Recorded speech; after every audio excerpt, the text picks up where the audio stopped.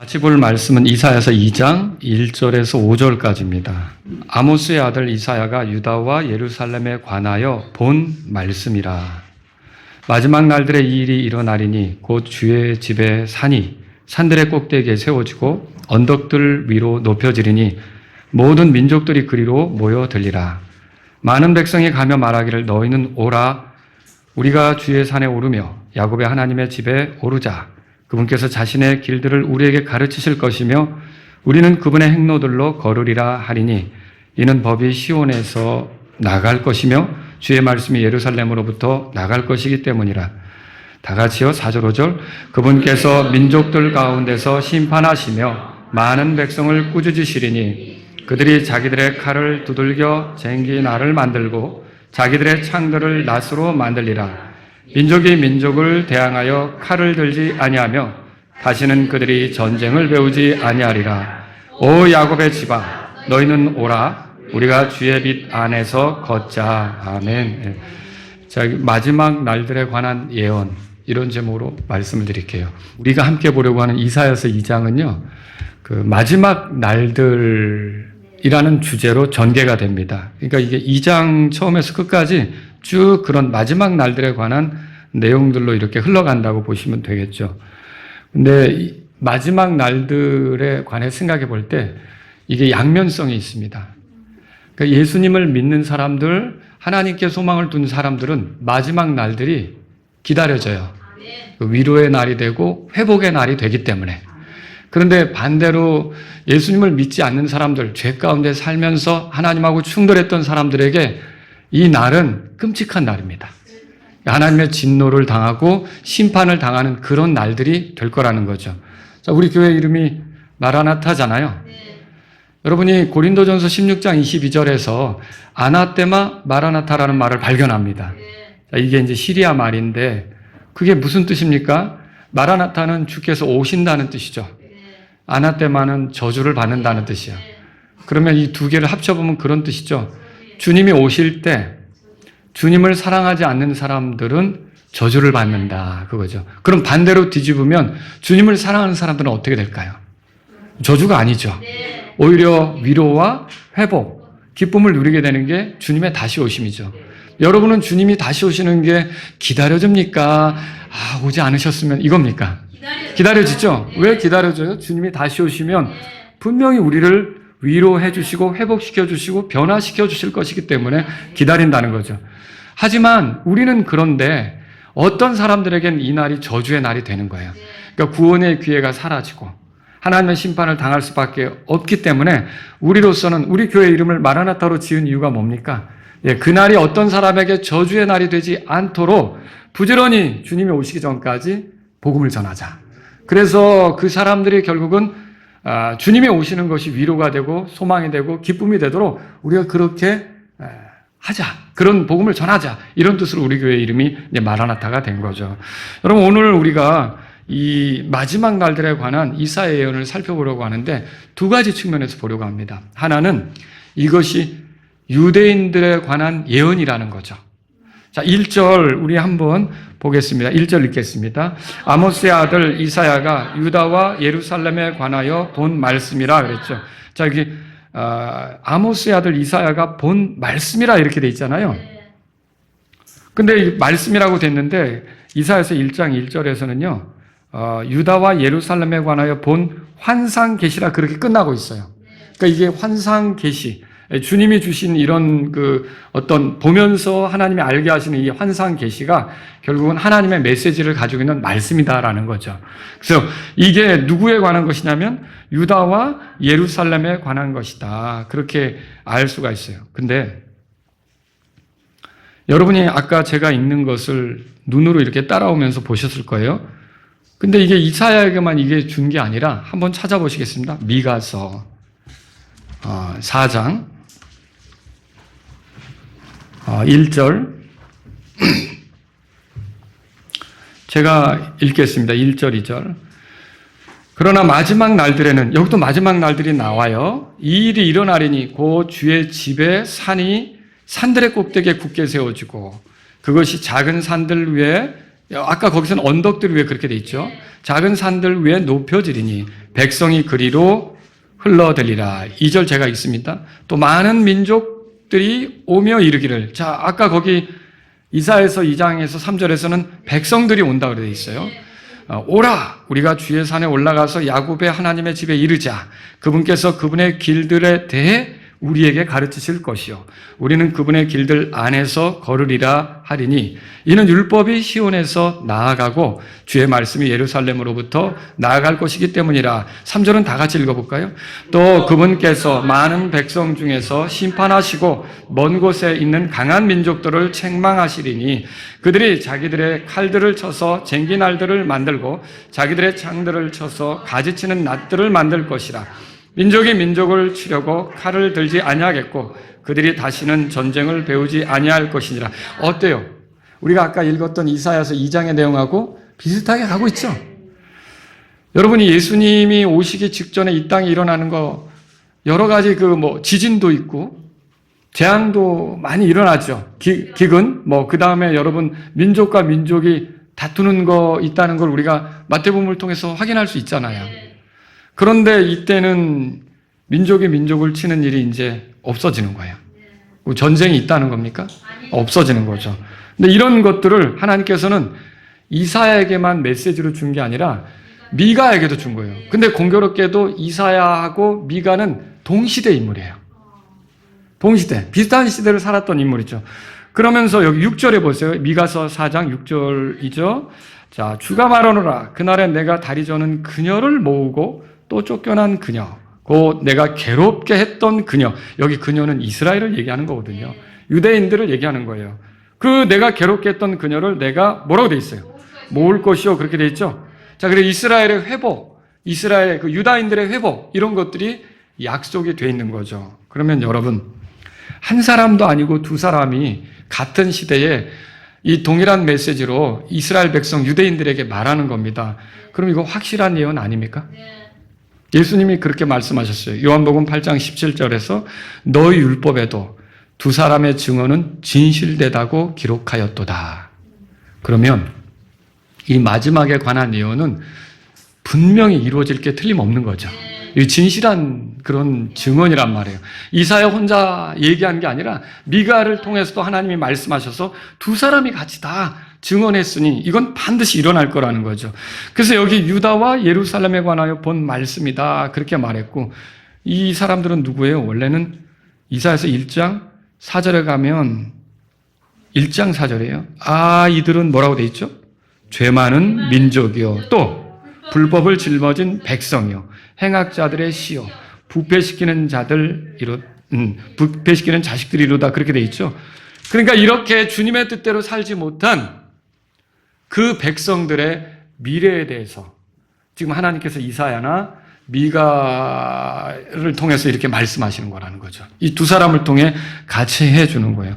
그리고 여러분 이사야서 2장 보세요. 1절에 마지막 날들에 이 일이 일어나리니 그렇게 돼 있죠.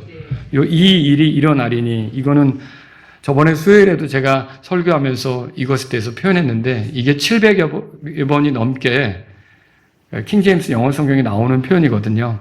그런데 이제 안타깝게도 개역개정이나 개역성경, 심지어 흠정역에도 이건 번역해 주지는 않고 있어요. 근데 이게 왜 이렇게 중요한 거냐면 예언이잖아요.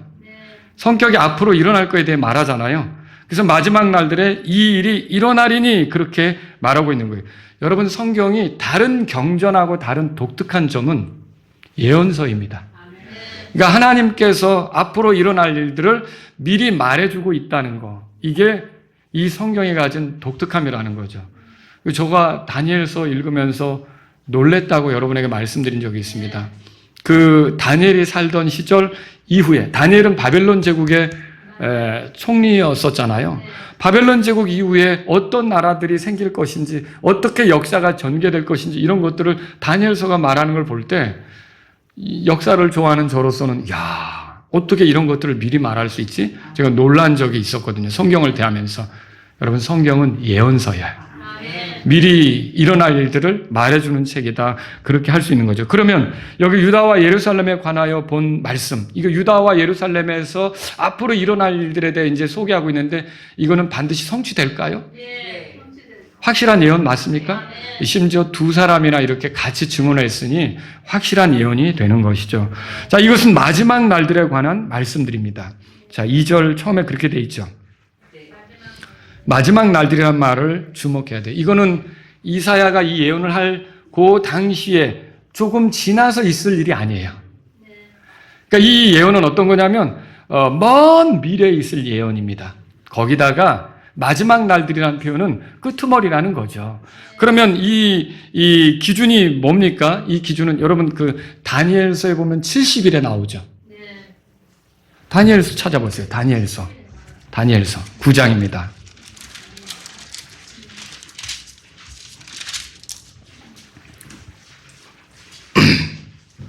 24절이에요. 다니엘서 9장 24절. 자, 다 같이 9장 24절 읽겠습니다. 내 백성과 내 거룩한 도시 위에 70일에가 작정되었나니 범법이 끝나고 죄들을 끝마치며 불법에 대해 화해를 이루고 영존하는 의를 가져오며 환상과 예언을 봉인하고 지극히 거룩한 곳에 기름을 붓기 위함이라.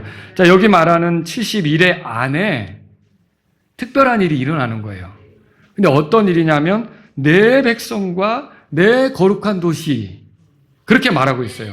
그러면 너의 백성은 다니엘의 백성이죠. 이게 이방인에 관한 얘기가 아닙니다. 유대인들에 관한 기록이에요. 그리고 내 거룩한 도시는 어디입니까? 예루살렘, 시온이죠. 예루살렘이죠. 자, 그것을 향해 작정된 하나님의 그 타이머예요. 우리 라면 끓일 때 이렇게 5분 맞춰놓듯이 돌리잖아요. 그런 것처럼 하나님께서 70일에로 맞춰놓고 그 70일 안에 이런 일들이 이루어질 것이다. 그 얘기죠.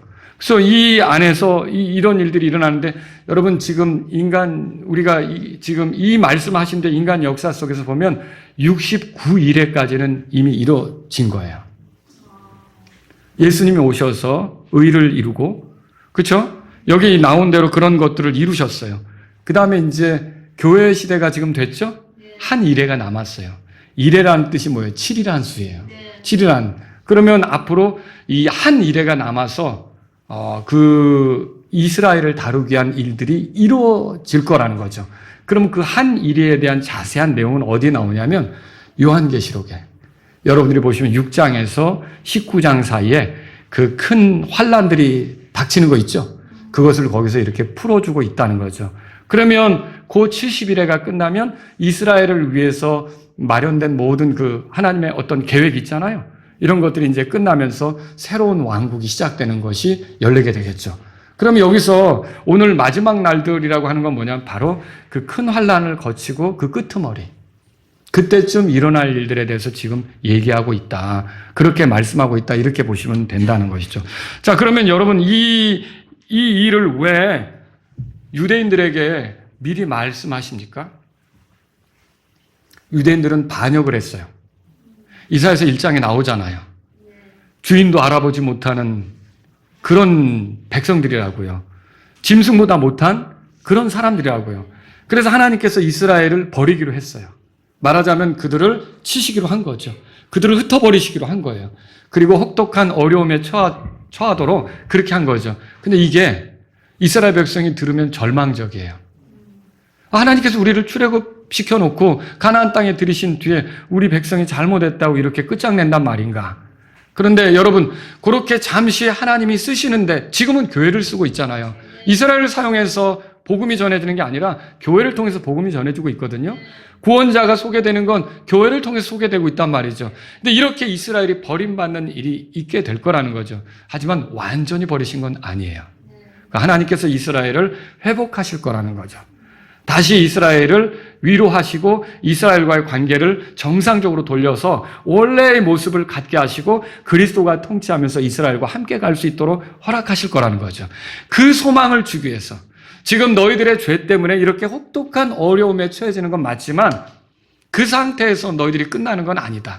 내가 너희들이 포로로 끌려가고 너희들이 흩어버리고 너희들을 쓰지 않는 면이 생긴다 할지라도 반드시 때가 되면 마지막 날들에는 너희들을 회복하고 너희들을 위로하고 너희들에게 새로운 기회를 줄 거다. 그 소망을 심어주시기 위해서 이 말씀을 하는 거란 말이죠.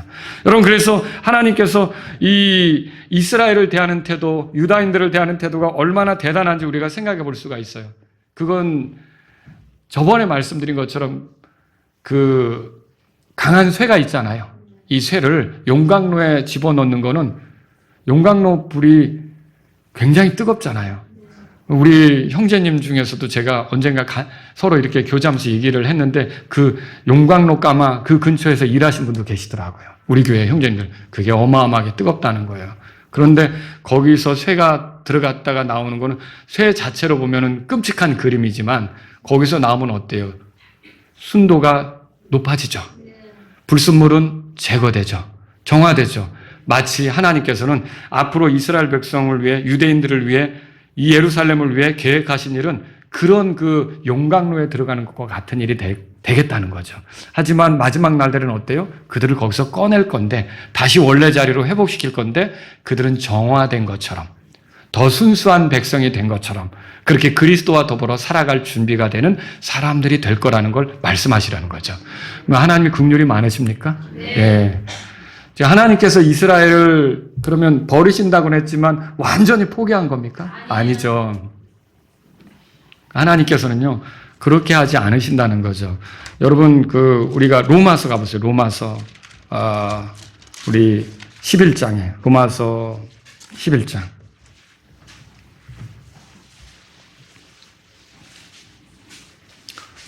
거기에 보면 26절에 보세요.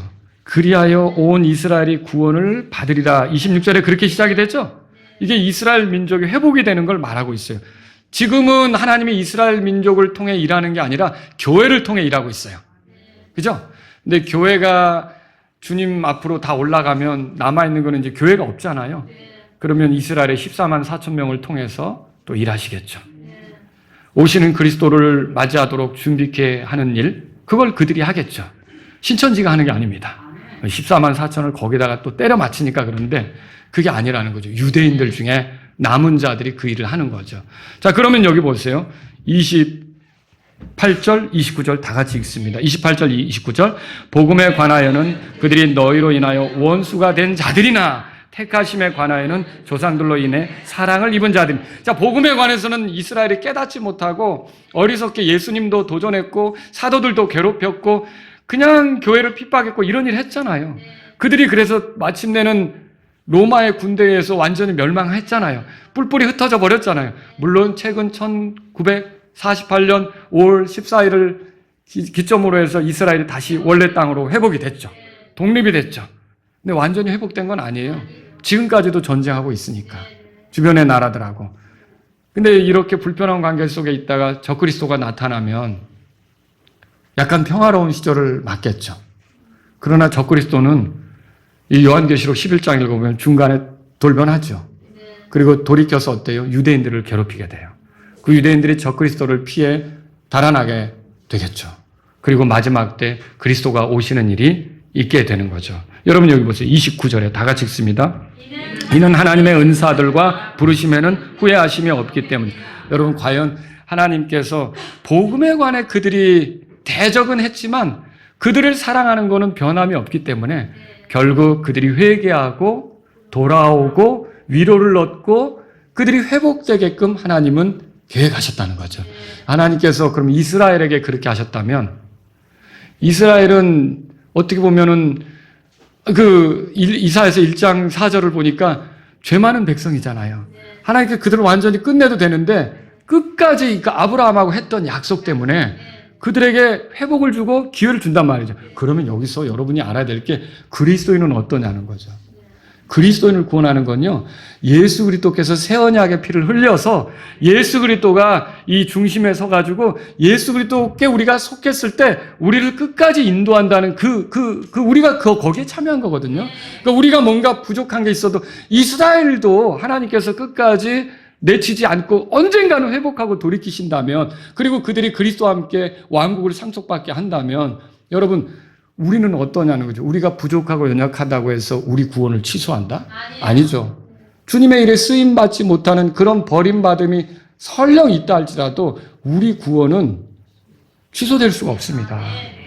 하나님의, 여기 보세요. 29절에 하나님의 은사들, 우리가 주님을 섬길 때 받는 거죠. 그리고 부르심, 그분이 우리를 부르셨죠. 이거에 후회하심이 없는 거예요. 그래서 우리를 주님이 끝까지 이렇게 인도한다는 걸 여러분이 믿으시기 바랍니다. 이 예루살렘과 유다에게 준 이런 예언들을 통해, 이스라엘 백성도 이렇게 못했는데, 잘못했는데 하나님께서 그들을 결국은 혹독하게 다루시지만, 그 용광로 속에 넣은 것처럼 다루시지만 더 정화시키고 순도가 높게 하려고 그렇게 한 거지 포기한 건 아니었구나. 이걸 안다면 때때로 우리가 그리스도로 살면서 부족한 게 드러나 하나님의 뜻대로 걷지 못할 때 하나님이 우리를 징계하실 수는 있지만 그게 끝은 아니라는 거죠.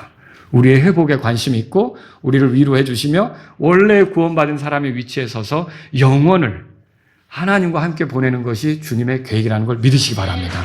그걸로 인해 주님을 찬양하셔야 돼요. 자, 여기서 이제 두 번째로 드리고 싶은 말씀 뭐냐면, 이게 유대와 예루살렘에 관한 예언이기도 하지만 두 번째는 이방인들에 관한 예언이기도 해요. 이게 이제 중요합니다. 자, 오늘 본문의 말씀에 돌아가 보세요. 자, 2절, 이사야서 2장 2절 다 같이 읽습니다. 마지막 날들에 이 일이 일어나리니 곧 주의 집에 산이 산들의 꼭대기에 세워지고 언덕들 위로 높여지리니 모든 민족들이 그리로 모여들리라. 이거를 모든 민족들이 그리로 모여들리라 그렇게 됐죠. 근데 미가서 4장 1절에는 백성이 그리로 흘러들리라 그렇게 말하고 있어요. 이 그림은 여러분이 이렇게 생각하시면 되겠어요. 자, 지대가 있어요. 땅이 있다고요. 이제 땅이 있는데 비가 왔어요. 비가 오면 예를 들어서 이렇게 삽을 가져다가 이제 그 젖은 땅이죠. 젖은 땅을 좀 팠어요. 파면 어떤가요? 요 다른 데 있던 물들이 그쪽으로 이렇게 모여들죠? 그런 그림을 생각하시라고요. 그런 것처럼 이때 온 땅의 사람들이 이 예루살렘으로 이렇게 몰려드는 것을 여러분이 생각하시라는 거죠. 그런 형식이 될 거라는 거죠. 여기에 많은 백성은 미가서에 의하면 많은 민족들로 우리가 이해할 수 있어요. 그리고 여기 2절에도 3절에 많은 백성이라고 돼 있죠? 2절 끝에도 모든 민족들이 그리로 모여들리라 그렇게 돼 있어요. 그러면 여기서 이제 우리가 생각해 볼게, 그들이 몰려드는 목적이 뭐냐는 거예요. 아니, 하나님도 알지 못하고 살았던 우상을 숭배하던 그들이 왜 갑자기 몰려들까? 첫 번째는 뭐냐면요, 그분의 길들을 배우기 위해서예요.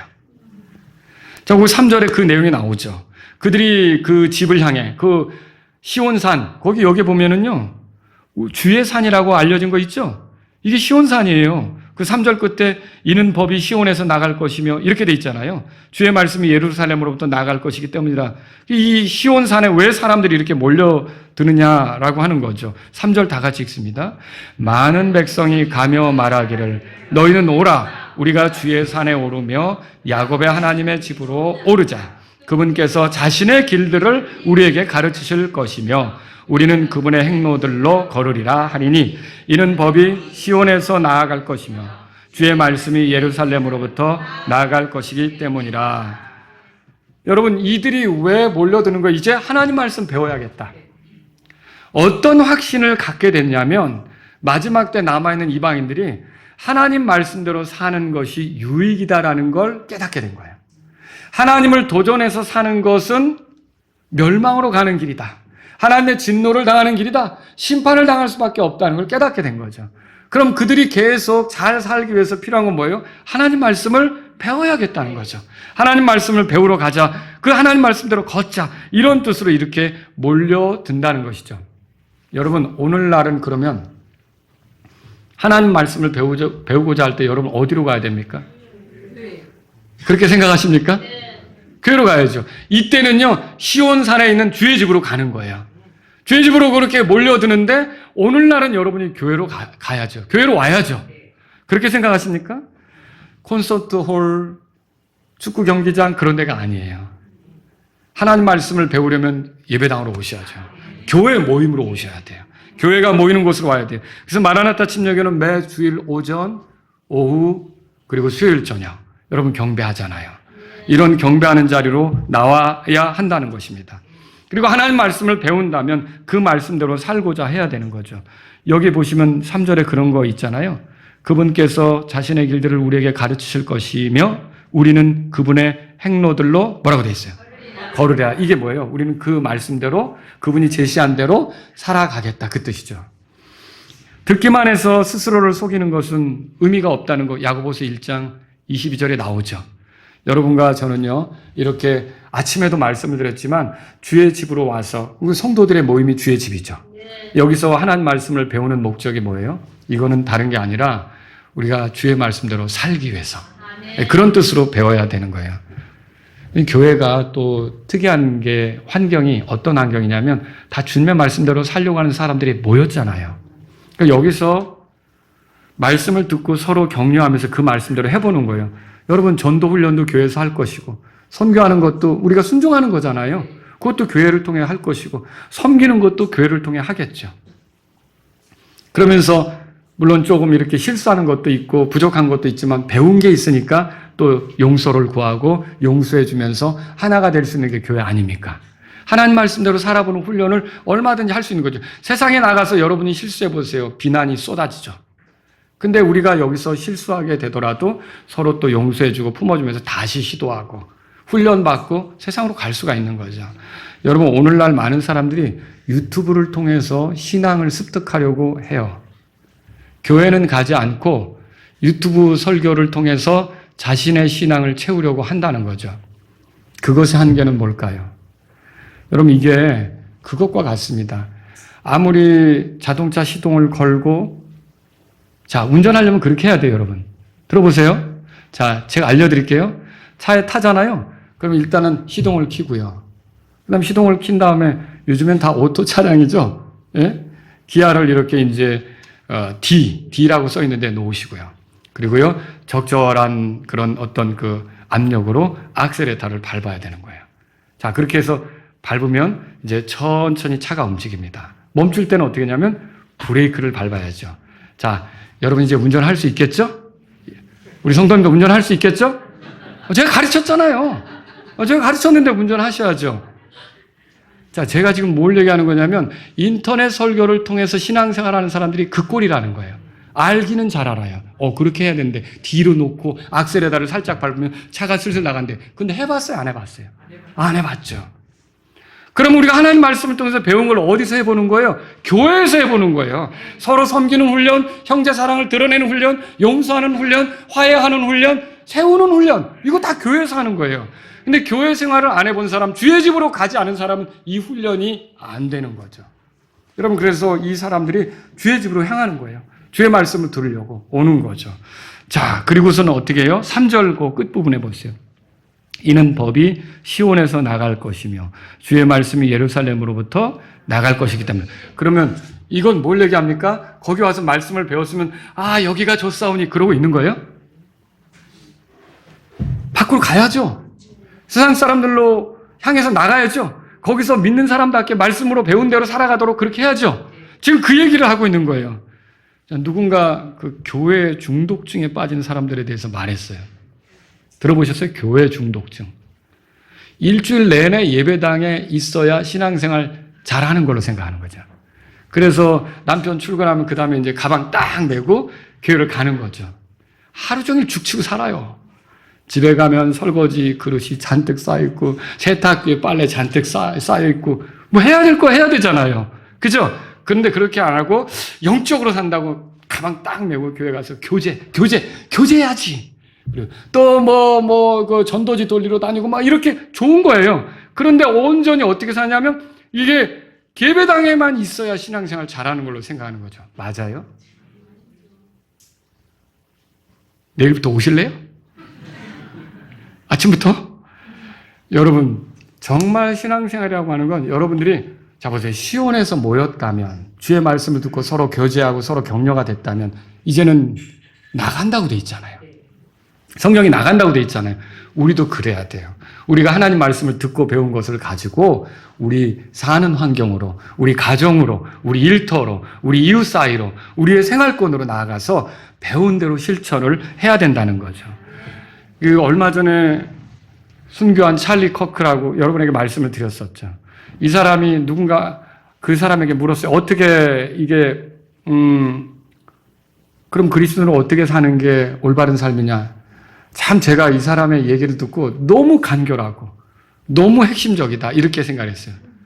첫째, 하나님 말씀을 읽으세요. 그 뭐 설교 듣는 것도 되고 뭐 성경 공부하는 것도 되고 내가 개인적으로 읽는 것도 되겠죠? 하나님 말씀을 읽으세요. 그거예요. 단순해요. 신앙생활이라는 게. 두 번째, 하나님 말씀대로 사세요. 그렇죠? 읽기만 하면 안 되잖아요. 공부만 하면 자기를 속이는 거죠. 하나님 말씀대로 살아야 되죠. 세 번째, 하나님 말씀을 전하세요. 요거예요, 요거. 하나님 말씀을 전한다는 건 뭐예요? 가서 그 말씀대로 사는 모습도 보여주고 그들이 궁금해할 때 묻는 사람들에게 하나님 말씀이 이렇다고 제시해주고. 여러분, 이거라는 거죠. 저와 여러분들이 이렇게 하나님 말씀을 이 주의 집에 와서 배우고 나가서 그것을 비춰주는 저와 여러분들이 될 수 있기를 바랍니다. 마지막 날들에 그 일이 일어나는 거예요. 마지막 날들에. 그러면 여러분, 이게 이스라엘 사람들에게는 어떤 의미가 있을까요? 어떤 의미가 있을까요? 자, 이스라엘 사람들은 율법을 존중했어요? 안 했죠? 그러니까 하나님께서 화가 나실 정도였잖아요. 하나님께서 진노를 쏟아부을 정도였잖아요. 우상숭배하지 말라 그러는데 여전히 우상숭배를 하고, 그리고 사람을 살인하지 말라 그러는데 어떻게 하면 죽이고 빼앗을까 그 생각을 하고, 그러니까 율법을 존중하지 않은 거죠. 이 말씀은 이스라엘을 향해서 그런 의미예요. 너희들이 무시한 그 율법을 마지막 때는 이방인들이 와서 배우려고 할 거다. 그걸 존중하면서 그 말씀대로 살아가려고 할 거다. 그럼 이 뜻은 뭐예요? 간접적으로 이제라도 그 율법을 존중하고 하나님의 법대로 살려고 해라. 그 뜻이죠. 그래서 하나님께서 이 이사야에게 이런 말씀을 주신 것이다 라고 하는 거죠. 자, 그럼 두 번째, 이 이방인들이 모이는 목적은 뭘까요? 이들이 모이는 건 4절에 써 있어요. 자, 다 같이 4절 읽겠습니다. 그분께서 민족들 가운데서 심판하시며 많은 백성을 꾸짖으시리니 그들이 자기들의 칼을 두들겨 쟁기날을 만들고 자기들의 창들을 낫으로 만들리라. 민족이 민족을 대항하여 칼을 들지 아니하며 다시는 그들이 전쟁을 배우지 아니하리라. 자, 여기서 주목해야 될 건 민족들 가운데서 심판하시며 라는 말이에요. 그러니까 왜 몰려드는 거예요? 심판받기 위해서도 온다는 거죠. 심판받기 위해서. 그러니까 제가 아까 양면성을 얘기했죠? 어떤 사람들은 심판받고요. 어떤 사람은 위로받고요. 마지막 때 그런 일이 있게 된다라고 하는 거죠. 자, 요엘서 보세요. 요엘서.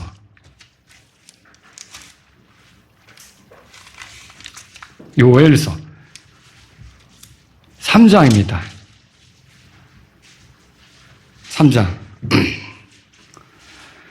1절 제가 읽습니다. 이는 보라 그 날들에 곧 내가 유다와 예루살렘에 포로된 자들을 다시 데려올 그때에. 자, 여기 보면 그 날들에 그렇게 돼 있죠? 마지막 날들에 유다가 다 회복이 되겠죠. 예루살렘이 온전히 회복이 되겠죠. 예루살렘이 온 땅의 중심이 되는 거 아시죠? 그런 일이 벌어질 거라는 거죠. 자, 2절 다 같이 읽겠습니다. 내가 또한 모든 민족들을 모아 여호사밧 골짜기로 그들을 데리고 내려갔어. 내 백성 곧 내 상속 백성 이스라엘을 위해 거기서 그들과 변론할 것인데 그들이 이스라엘 민족들 가운데에서 흩어버리고 내 땅을 나누었기 때문이라.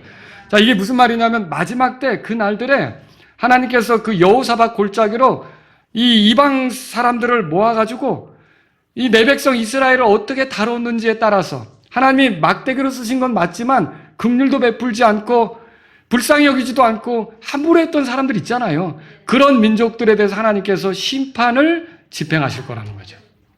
심판을 집행할 것이라는 거예요. 땅을 빼앗고 그 백성을 흩어버리고 그 백성을 괴롭혔던 그 민족들을 심판하실 거다라고 하는 것이죠. 여러분, 이게 언제 일어날 거예요? 70일의 끝부분. 그러니까 큰 환란이 끝날 무렵, 그때 이제 끝나고 나서 이 일들이 펼쳐지게 될 거라는 거죠. 3장, 요엘서 3장, 거기 보시면 12절 다 같이 읽습니다. 12절. 이교도들은 깨어서 여호사밧 골짜기로 올라올지어다. 이는 내가 거기에 앉아서 사방의 모든 이교도들을 심판할 것이기 때문에. 이때 그 이교도들을 심판하시러 거기서 기다린다는 거죠. 이제 주님이 거기서 심판하신다. 이방 민족들을 심판하신다는 거예요. 예수님도 이거 말씀하셨나요? 예수님도 말씀하셨어요. 마태복음 찾아보세요. 마태복음 25장. 마태복음 25장. 펴보세요.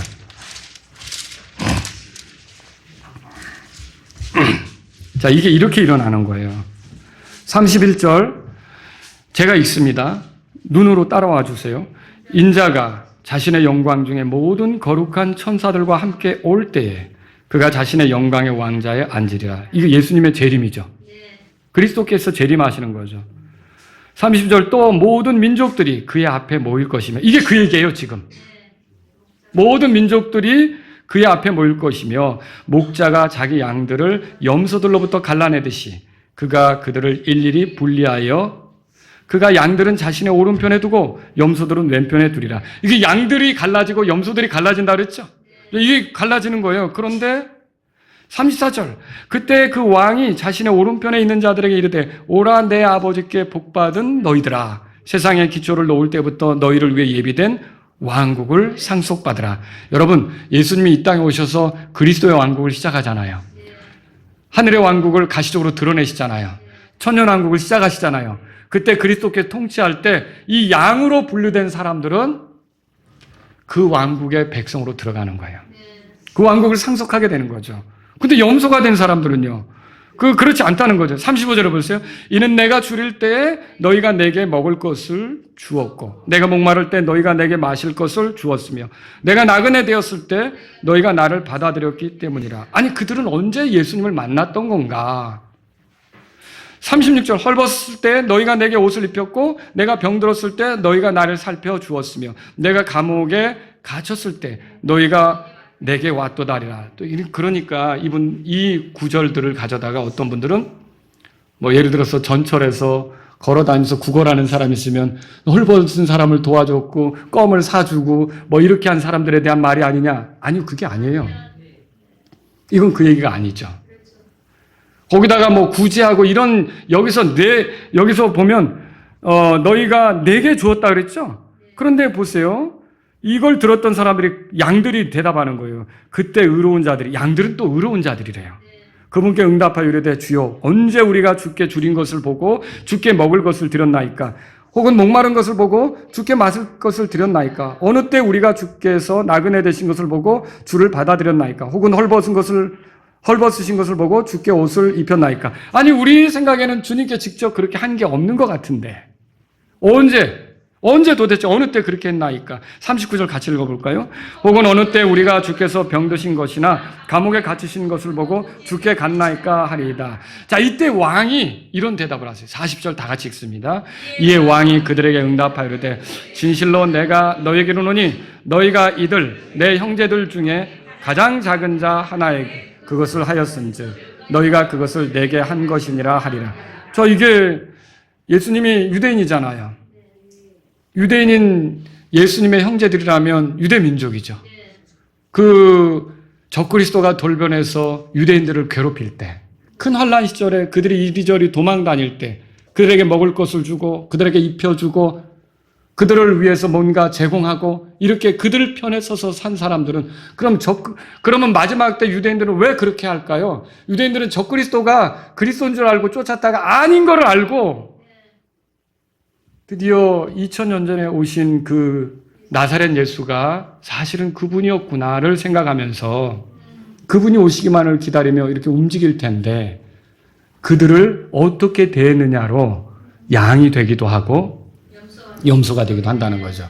적대적으로 대했던 자들은 염소가 되는 거고 그 이스라엘에게 호의를 가지고 대했던 사람들은 양이 되는 거고. 이게 왜 그래요? 여기 손가락 여기 줄 놓고 마태복음 10장으로 가보세요. 마태복음 10장.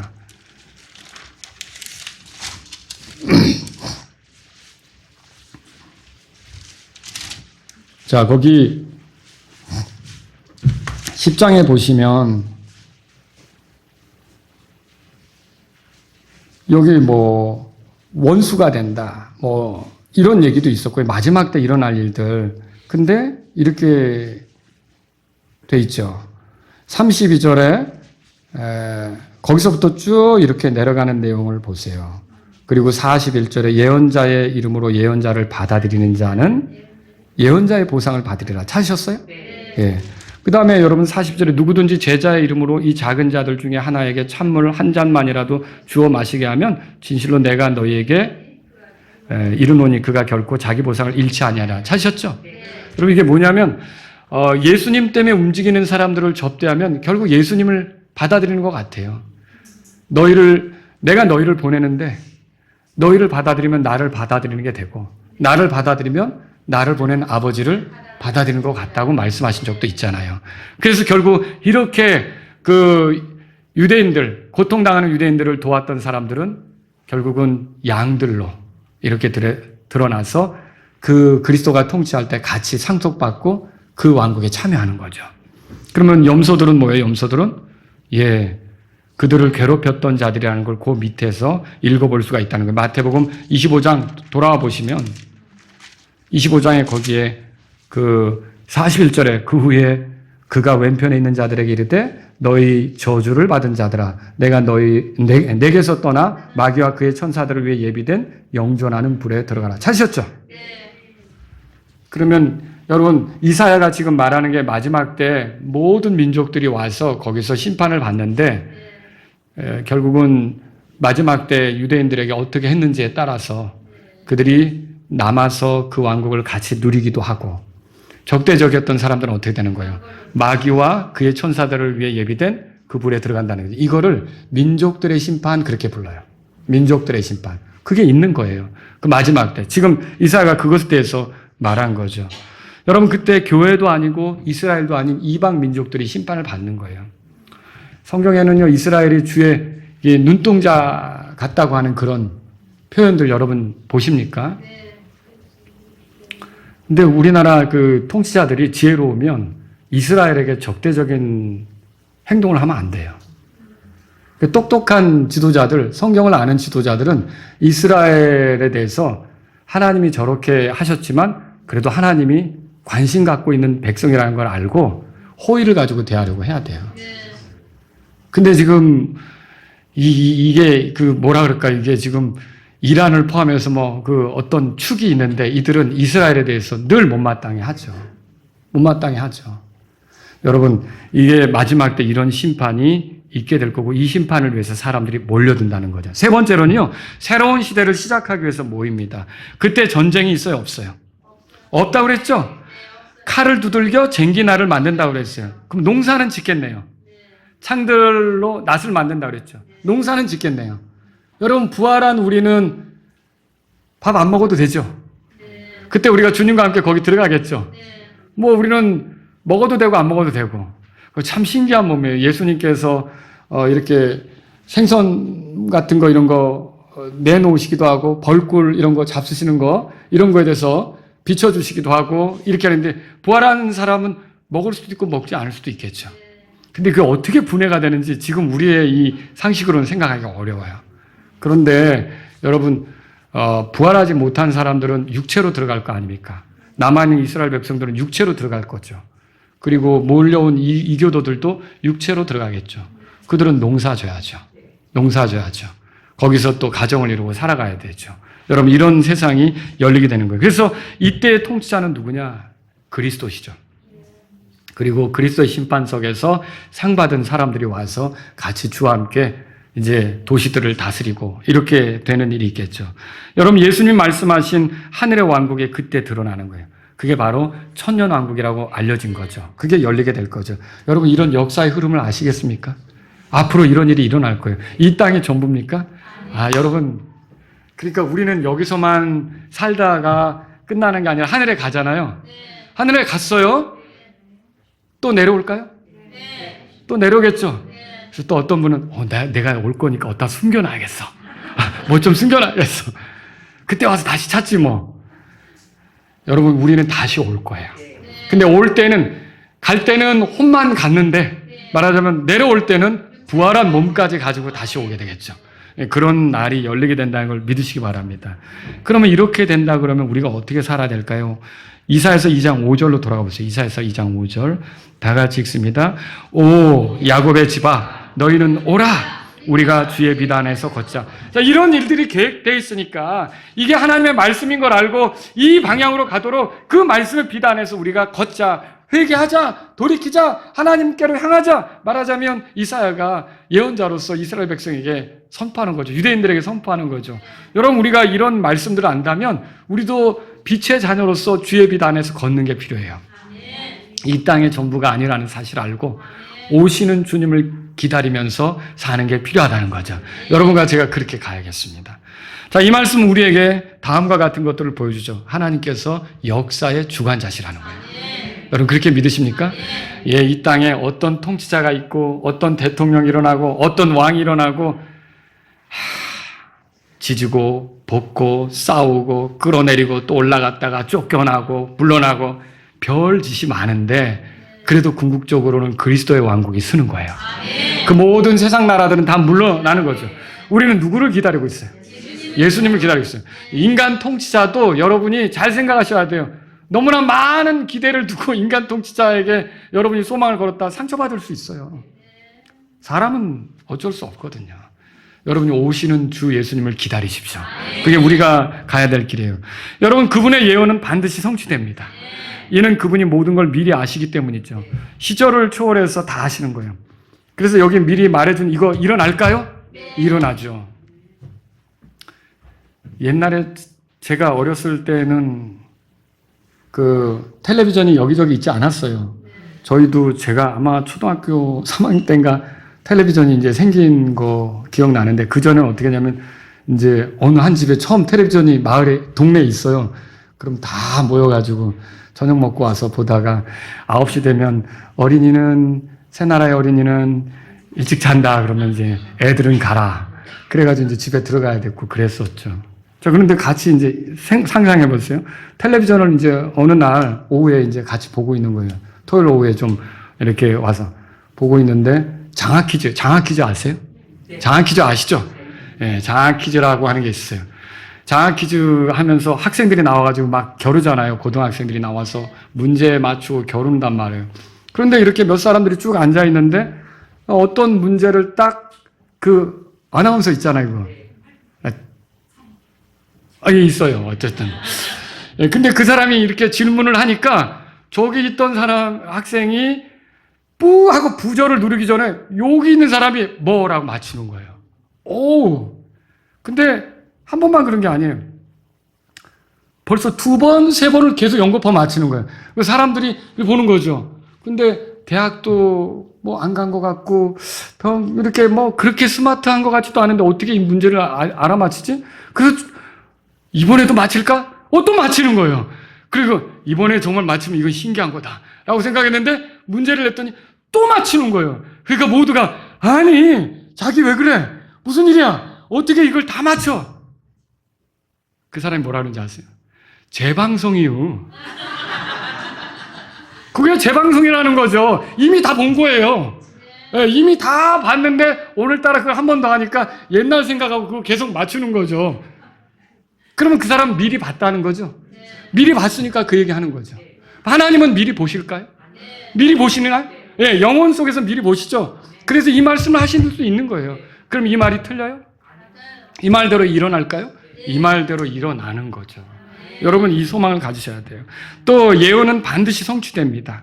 이는 그분이 하신 말씀은 반드시 이루어지는 권능이 있기 때문에 그분에게 권능이 있기 때문에 그렇다는 거죠. 우리가 이제 어느덧 12월 한 달이 남았어요. 자, 1월 달에 좀 계획 좀 하셨죠? 올해 내가 뭐 해보겠다. 헬스장 끊어놓고 또 뭐 어디 뭐 해보겠다. 뭐 내 언어를 배우겠다. 뭐 해. 어떻게 잘들 이행되고 있으십니까? 작심삼일 들어보셨죠? 예.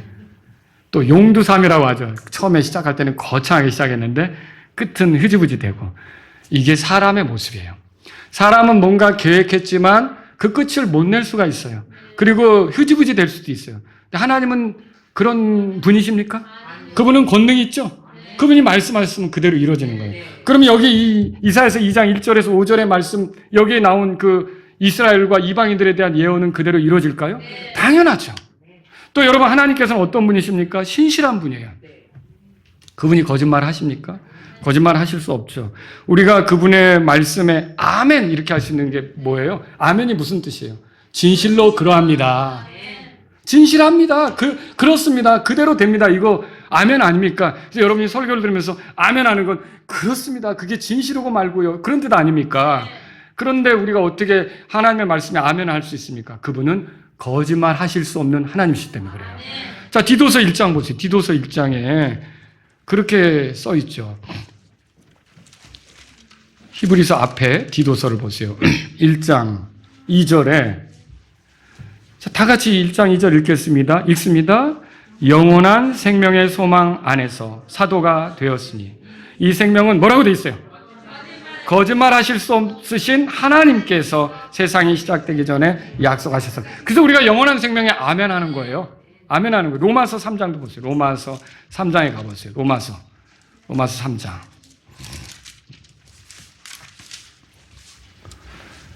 여러분, 4절에 하나님 말씀에 대해서 하나님 신실하시죠? 네, 신실하죠. 4절 다 같이 읽습니다. 결코 그럴 수 없느니라. 참으로 하나님은 뭐라고 되어 있어요? 진실하시되 사람은 모두 됐습니다. 사람은 이렇게 거짓말을 할 때가 있지만 하나님은 거짓말을 못 하셔요. 하나님은 전능하신데 못 하시는 게 거짓말이세요.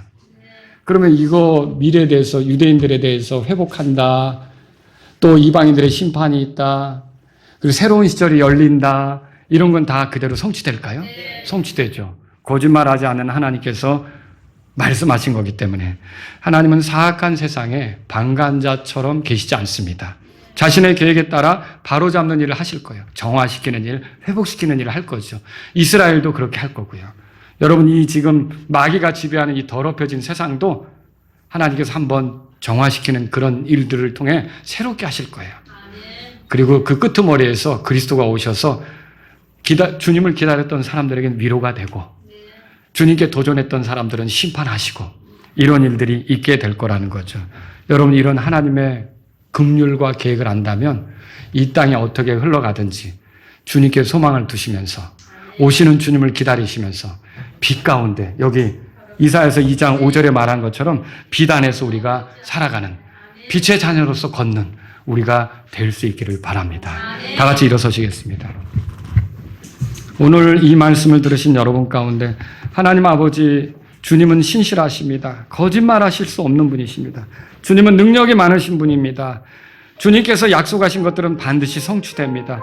주님은 미리 아십니다. 그래서 우리에게 말씀해 주신 것들을 소망 삼고 가기를 원합니다. 오늘 여러분 가운데 하나님, 내 삶이 그저 내 눈앞에 펼쳐진 것만 보고 이렇게 사는데 그게 전부가 아니라 주님이 계획한 것이 있다는 걸 알고 내 눈을 들기 원합니다. 오시는 주님을 기다리기 원합니다. 내가 주님을 바라보며 나아가기를 원합니다. 주님이 약속하신 것들이 이루어질 것을 소망하면서 빛의 자녀로서 걷기를 원합니다. 어두움의 일들을 벗어버리기를 원합니다. 하나님께 영광이 되도록 내가 주님 앞에 돌이켜서 거룩한 삶을 살기를 원합니다.